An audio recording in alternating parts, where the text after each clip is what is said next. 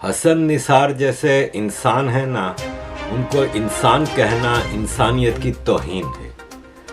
इससे घटिया ज़हनियत के लोग मैंने बहुत कम देखे हैं ज़िंदगी में। तो अजीज़ दोस्तों, इसने 200 करोड़ लोगों के दुनिया में डीएनए को गाली दे दी, उनकी नस्ल को ही गाली दे दी। गलीज़ लफ्ज़ इसने इस्तेमाल किया है कि ये गलीज़ डीएनए वाले लोग हैं। गलीज़ उर्दू में इंतहाई गंदी, सबसे ज़्यादा गंदी चीज़ को गलीज़ कहा जाता है। सेंट्रल एशियन के लोग इंडिया को अपना बाप एज इन अपना सुपीरियर वो बाप, मैं ये कहना नहीं चाहता। मैं हाथ जोड़ के सेंट्रल एशियंस के साथ वो कहूँगा, वो भी बहुत अच्छे लोग हैं। सेंट्रल एशियंस एक वॉरियर क्लास रहा है, इसके अलावा कोई कंट्रीब्यूशन नहीं है उनका। कौन सी किताब लिख दी किसी सेंट्रल एशियन ने? कौन सी बड़ी यूनिवर्सिटी सेंट्रल एशियन? मुगल ने कितनी यूनिवर्सिटी इंडिया में दी? एक यूनिवर्सिटी जो मुगलों ने बनाई हो जरा बता दीजिए। हमारी जो रही सही यूनिवर्सिटी थी उसमें आग लगा दी, सो अलग। अगर यही आप देखें तो जो नालंदा थी मुगलों ने तो नहीं, खिलजियों ने लगाई, लेकिन आग लगाई, सारी यूनिवर्सिटियां तोड़ दी, सारे बिल्कुल तो इनका बाप कोई और हो सकता है, इनका बाप को बाहर से आया होगा, लेकिन इनकी माँ इसी खित्ते के अंदर से है। इनकी माँ जो है वो इसी पंजाबी होगी, इनकी माँ इसी खित्ते के अंदर होगी। उनकी नस्लें जितनी मर्जी पीछे ले जाएं, ये इसी खित्ते के साथ हैं। पता नहीं इनको कौन सी ऐसी बीमारी लग गई है, या ये हर वक्त वो जो चीज पीते रहते हैं उसका खुमार रहता है। इनको उल्टी सीधी बातें बोल जाते हैं, ये इनको पता नहीं होता मैं बोल के आ रहा हूँ। ये वीडियो जब इनको दिखाई जाएगी बाद में कि भाई इस प्रोग्राम के अंदर आपने ये बोला है, तो मेरे ख्याल में इनको शर्मिंदगी हुई होगी। तो हम में से भारी अक्सरियत का डीएनए एक जैसा। मेरा ये तकिया कलाम रहा, मेरे पिछले चैनल में जो थी हमारी होस्ट वो कहा करती थी आपका तकिया कलाम, तो मैंने तंग आके, मेरे आधे बहन भाई मुल्क से बाहर हैं, तो हमने बड़ी कीमत देके अपना डीएनए चेक कराया। अल्लाह का करोड़ करोड़ शुक्र है कि I don't belong to this place. महंगा काम था, हमने किया। मेरा डीएनए जो है वो बताता है कि सेंट्रल एशिया के साउथ से ताल्लुक है। अल्हम्दुलिल्लाह 25 करोड़ आबादी हमारे प्लस माइनस। इंडिया इतना, बांग्लादेश थोड़ा हमसे कम है। अब ये कहां से आए हैं, उनका बैकग्राउंड क्या है? मैं एक बात कहना चाहता हूं, कोई ये कहे कि कोई इसको कल्पना माने, तो मैं कहना चाहता हूं भाई, सोने की लंका और राजा ययाति का मणियों का महल, अगर भाई तुम इसे कल्पना भी मानते हो तो ये सिर्फ हम ही क्यों कर पाए? कल्पना नहीं की है, आपका सोचना है। अरे हम वो हैं जिसने आकाश से गंगा उतारी, जिसने सागर पर सेतु बनाया, जिसने नक्षत्रों को संज्ञा दी, जिसने दुनिया को संख्या दी। आपको लगता होगा कल्पना है, क्योंकि आपका ज्ञान का लेवल अभी कम है। मगर मैं कहता हूं भाई, कल्पना भी मानो तो तुम्हारे यहां ऐसी कल्पना क्यों नहीं हुई?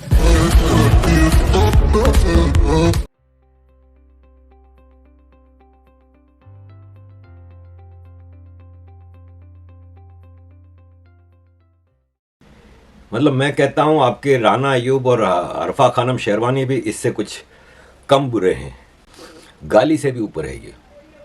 इसको आप किसी भी इंटेलेक्ट से ये तवक्को रख सकते हैं, जबकि ये अपनी सेंट्रल एशियन डीएनए पे मान करता है। आई डोंट नो कि ये सेंट्रल एशियन डीएनए है भी कि नहीं, लेकिन अगर है तो ये मुझे सेंट्रल एशियन के कोई 2-4 ज्ञानी लोग बता दे जिन्होंने इस दुनिया की कोई खिदमत की हो।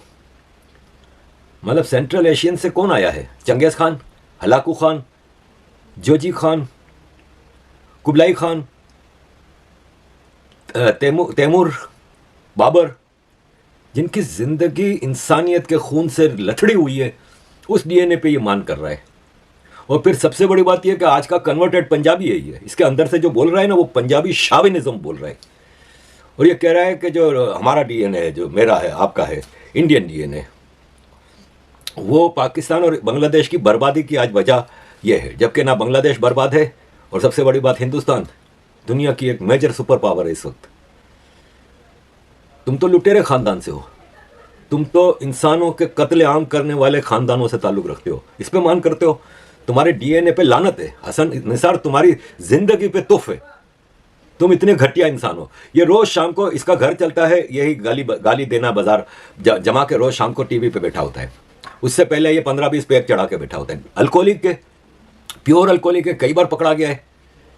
और कई बार इसके प्रोग्रामों पे बाद में अगले दिन इसको एहसास हुआ कि मैंने अल्कोहल के नशे में कुछ ज़्यादा ही बोल दिया। इसी तरह ये दुनिया के 1.5 अरब मुसलमानों को भी गालियाँ देता है। ऐसी कोई बात नहीं है, क्योंकि इसको अपना ही नहीं पता कि ये सेंट्रल एशियन है, इंडियन है, पंजाबी है, अरब, अंग्रेज एक्सेंट में अरब। अबे अरब बोल सीधा सीधा, जो तेरी औकात है के पुत्र। ये लोग हैं। मुझे हैरत पाकिस्तानियों पे नहीं होती जो ऐसों को ज्ञानी मानते हैं, क्योंकि पाकिस्तानी तो है ही जाहिल कौम। मुझे तो हिंदुस्तान के अक्सर ऐसे लोगों को जो पढ़े लिखे हैं, जो हसन निसार को पसंद करते हैं यार, और कई यूट्यूबर्स को पसंद कर रहे हैं जिनका पता है हमें कि सिर्फ अपने व्यूज लेने के लिए, अपने घर की दुकान चलाने के लिए, यूट्यूब से पैसा बटोरने के लिए आज वो हिंदुस्तान को अच्छा कह रहे हैं या हिंदुओं से गप्पे मार रहे हैं, लेकिन असल में इनके अंदर जो नफरत है ना, वो ये यूट्यूबर अक्सर निकाल निकाल कर दिखाते भी हैं। तो ये हर वक्त ये टुन रहते हैं, हर वक्त इस तरह की ये उल्टी सीधी हरकतें करते रहते हैं। तो मेरे ख्याल में इनको शर्म आनी चाहिए। इस कौम को उन्होंने गालियां दी हैं, इनको बोला ये गलीज कौम है, ये गलीज लोग हैं, इनका डीएनए गलीज है। भाई डीएनए हमारा गलीज नहीं है, हमें अपने डीएनए पे फख्र है, हमें अपने डीएनए पर नाज है, हम इस धरती के साथ जुड़े हैं। तो जो बंदा अपने आप को इस धरती से बाहर निकालेगा, वो मैं समझता हूँ कि वो गलीज तरीन बंदा वो है, उसका डीएनए गलीज होगा। हमारा डीएनए एक नंबर है, हम लोग सारे एक नंबर है।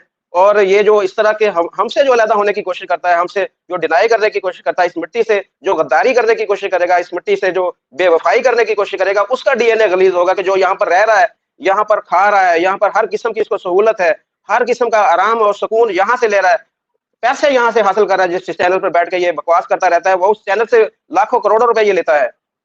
पॉलिटिकल पार्टी को जिनको ये सपोर्ट करता है, वहां से लाखों करोड़ रुपए इसको मिलते हैं। और बाद में इसी वतन की मिट्टी, इसी इलाके की मिट्टी, इसी खत्ते की मिट्टी से वो बेवफाई करता है और कहता है कि जी ये लोग गलीज तरीन लोग हैं, ये सुधर नहीं सकते, ये नहीं हो सकते। तो इसको पहले अपने आप को सुधारने की जरूरत है, इसको अपने आप को ठीक करने की जरूरत है, और ये ठीक हो जाएगा। इसकी जो तबीयत है वो सेट हो जाएगी। अगर ये ऐसे ही रहा तो किसी ना किसी दिन इसी जो धरती की, मैं अब इस तरह की अगर बात करूंगा तो आपने कहना कि ये देखिए जी आप उसको धमकी दे, मैं धमकी नहीं दे रहा। देखिए लाखों करोड़ों लोग इस खिते के अंदर रहते हैं, इंडिया के अंदर भी हैं, पाकिस्तान के अंदर भी हैं, बांग्लादेश के अंदर भी हैं। ये सारे एक ही मिट्टी, इसी मिट्टी के साथ जुड़े हुए हैं। अगर आप इन सबको गलीज तरीन और घटिया बोलोगे तो किसी का भी दिमाग फिर सकता है। यहाँ पर उनको मेरे ख्याल में इस बयान की मजम्मत करनी चाहिए, अपने बयान की खुद वो मजम्मत करें कि यार मुझसे गलती होगी, और एक्सक्यूज करें हम सबसे। इस खिते के जो तकरीबन 2 अरब के करीब लोग हैं, उनसे ये माफी मांगे कि मुझे मेरे मुंह से गलती से निकल गया, या मैं होश में नहीं था, मैंने पी रखी थी और मैं गलती में ऐसे कह गया हूँ, मुझे बाद में एहसास हो गया मैंने ये जुमला गलत बोला है। तो सबसे पहले जो है हमारे लिए ये मिट्टी है, ये खित्ता है, और ये हमारा जो डीएनए है, उसके बाद सारी चीजें बाद में है। अगर कोई भी इस तरह हमें ललकारेगा, हमारी तजलील करेगा, तहजीब करेगा, तो हम उसको नहीं छोड़ेंगे। हम उसकी एक भी नहीं, उसके पल्ले एक भी चीज नहीं रहने देंगे। हमारे लिए देखिए ये धरती हमारी माँ है, हमारी माँ की कोई तजलील करेगा इस खित्ते की, तो हमसे ये बर्दाश्त नहीं होगी।